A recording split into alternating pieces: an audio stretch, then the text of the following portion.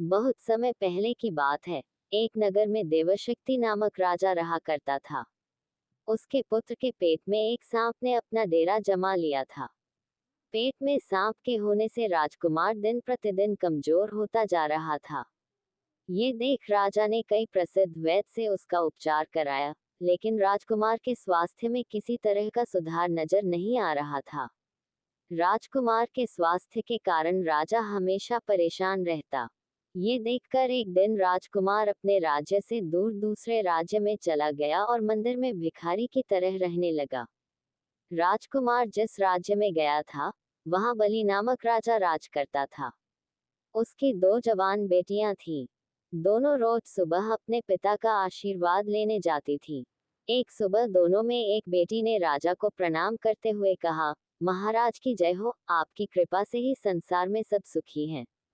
वहीं दूसरी बेटी ने कहा, महाराजा, ईश्वर आपको आपके कर्मों का फल दे। ये सुनकर राजा क्रोधित हो जाता है और मंत्रियों को आदेश देता है, कठोर शब्द बोलने वाली इस लड़की की शादी किसी गरीब लड़के के साथ कर दो, ताकि ये अपने कर्मों का फल स्वयं चख ले।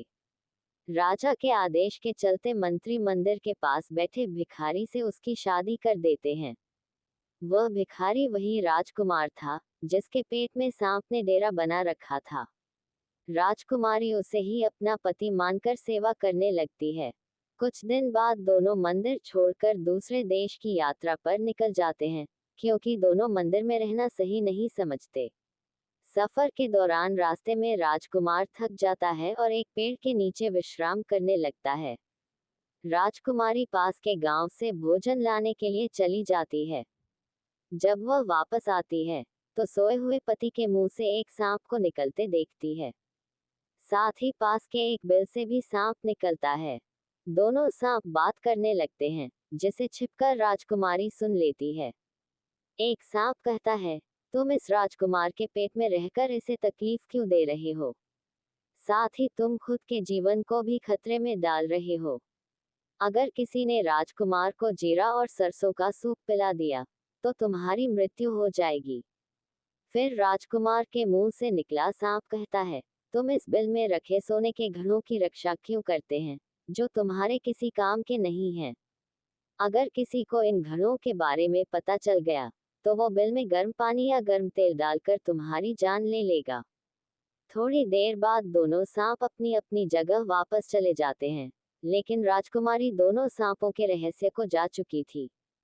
इसलिए राजकुमारी पहले राजकुमार को भोजन के साथ जीरा और सरसों का सूप पिला देती है। इसके कुछ समय बाद राजकुमार ठीक होने लगा। फिर उसके बाद बिल में गर्म पानी और तेल डाल देती है, जिससे दूसरे सांप की भी मृत्यु हो जाती है। इसके बाद बिल में रखे सोने से भरे घड़े को बाहर निकालकर दोनों अपने शहर लौट जाते हैं। राजा देवशक्ति अपने बेटे और उसकी पत्नी का धूमधाम से स्वागत करता है। कहानी से सीख। इस कहानी से यह सीख मिलती है कि अगर कोई किसी का बुरा सोचता है, तो उसका भी बुरा होना तय है। सांप ने राजकुमार का बुरा सोचा, तो उल्टा उसका बुरा हुआ। Like, comment, share, subscribe. देखने के लिए धन्यवाद।